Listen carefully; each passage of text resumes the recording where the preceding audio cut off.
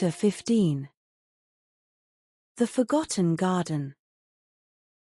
Late at night, Ferry, Matilda, and Ben trudged along a secluded windy path, their collars pulled up to their noses. They were heading to the witch's house. Matilda's dog was nowhere to be seen that day. Under a sky shrouded by clouds, the three children ventured out into the freezing night, feeling icy needles pierce their bodies. Sneaking out of their homes unnoticed by their sleeping parents, they headed for the town square, where Billy Pride and Danny Stevens were waiting. They were all to witness Fairy's daring attempt to snatch 3 feathers from the veiled lady's hat. After a brief greeting, they all set off for the northern hills, where the witch lived. It was almost midnight, and the town of Goodhart slumbered in silence, except for the party thrown by Billy's parents at their mansion. The streets were deserted. Even the tavern closed early that evening. Guided by Billy's torchlight, the children hastened their steps through the stillness of the frozen night, their footfalls echoing on the cold, wet streets. Lavender Sky's house lay beyond the town, nestled at the foot of the northern hills, shrouded by thick clouds and barren trees stripped of their leaves. Few dared to venture into those desolate lands. The northern hills, devoid of fertility, held little appeal for picnics or exploration. A barely discernible path wound its way through the thick undergrowth at the base of the hill, obscured by overhanging branches and tangled foliage. Dry brushwood and untamed shrubs hid the path, a sign it had long been untouched by human feet. The soil itself seemed altered, resembling the color of tree bark. The children quickened their pace, navigating the uneven, weed-covered path. Knotted roots and clinging brambles hindered their pace. As they walked, the landscape transformed. Lush green grass carpeted the ground, reminiscent of springtime. Trees lining on each side appeared rejuvenated, their foliage vibrant and dense.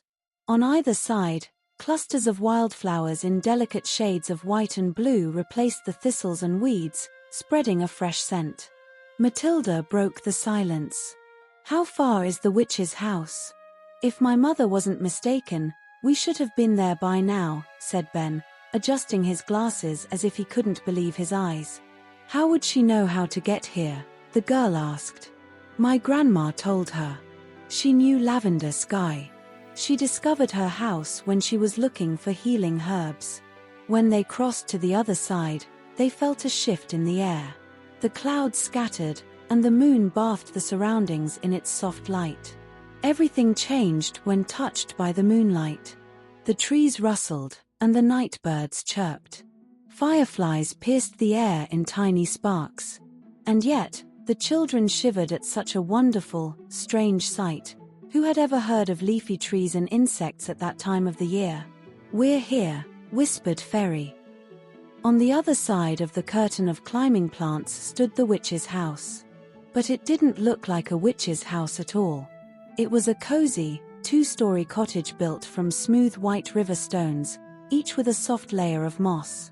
The roof was covered with grass and sprinkled with tiny white flowers, and a short wooden fence surrounded the house. Morning glory and ivy climbed the fence, making the whole place look like a picture from an old postcard. The front garden was a delightful mess. Wildflowers grew in colorful clumps, and bushes full of blackberries, blueberries, and raspberries filled the air with their sweet and tangy smell. Fresh green grass, so bright, it seemed to have just sprouted from the dark soil, covered the ground. In the middle of all this stood a tall, dry fountain, rising above the plants and watching over the lively garden below. It was hard to believe that charming place belonged to a witch. Instead, it felt like a secret spot from a fairy tale, hidden away from the world, waiting to be discovered only by the brave and curious. The children stopped, catching their breath. "Am I dreaming?" Ben asked. "No, you're not," Matilda whispered. "This surely must be the house of a witch.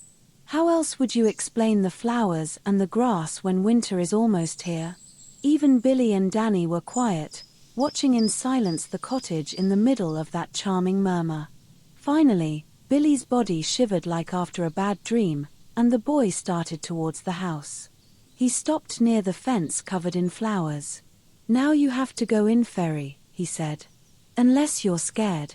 You can always change your mind, you know," he continued, forcing a smile.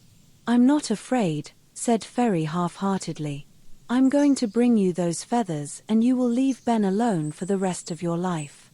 "You have my word," said Billy with a nod. "A pride always keeps his word." Ferry took a long breath, then jumped over the fence covered in climbing roses, and headed towards the house with big steps, carefully watched by 4 pairs of eyes. At the front door, however, Ferry's courage began to fade. He touched the door cautiously, keeping his gloves on. The door was covered in ivy, swollen with moisture, and seemed like it hadn't been opened in years. He thought about what he should do next. He decided he would sneak in, search all the rooms on the ground floor, and hope to find the witch's hat hanging on a peg right next to the door. He imagined the witch must be asleep upstairs, where she wouldn't hear any noise from below. But first, he needed to find a way in. Ferry examined the windows carefully. They were all locked, reinforcing the sense that the house had been abandoned for a long time. It looked like a place no one had visited in years. "That's strange," thought Ferry. "I wonder how she's getting inside. Unless she's flying." Walking against the house's cold, moisty walls, he reached the back of the house when a wind gust came out of nowhere. And a door, a different one, opened with a long creak. With a racing heart, Ferry went in. He couldn't see much. As he strolled, it surprised him to discover that plants were covering the inside walls too. A humid smell, like wet soil, floated everywhere inside the cottage, but it felt fresh and earthy. Walking against the walls, Ferry found pieces of furniture in his way: coffee tables, chairs, shelves, even a ladder. He carefully avoided them, hoping to find a peg. In the darkness, the furniture had the strangest shapes. He thought about going back and asking for Billy's torch. But a plant coiled up his leg like a rope and Ferry fell, face down. He expected the floor to be made of wood or maybe stone. But no. The floor was covered in moss. The softest, finest moss Ferry ever felt. He slowly got up, trying not to make any more noise. "You can take off your gloves," he heard a voice somewhere in front of him. "There is no iron in this house." The voice was soft, clear and young. Ferry thought perhaps Mrs. Sky didn't live alone, after all. She must have had grandchildren or even great-grandchildren living with her. He turned around, as slowly as he could, towards the corner the voice came from. A tall figure was standing somewhere near the window. She wasn't moving. She was waiting. She had probably been watching him from the darkness the entire time. "The feathers are on the table in the middle, 5 steps to your left," said the voice. "You can have them. They are my first gift to you." As if in a dream, Ferry walked 5 steps and reached the table. He found a bundle of something, and without waiting any longer, he took it and dashed out the door. He passed by the other children so fast, they barely had the time to see him. "Run!" he shouted without stopping. The others didn't wait to be told twice. They broke into a run and didn't stop until they reached the square in town. After catching their breath, they all gathered around Ferry. Under the frail light of a street lamp, they watched in amazement the most beautiful feathers they had ever seen.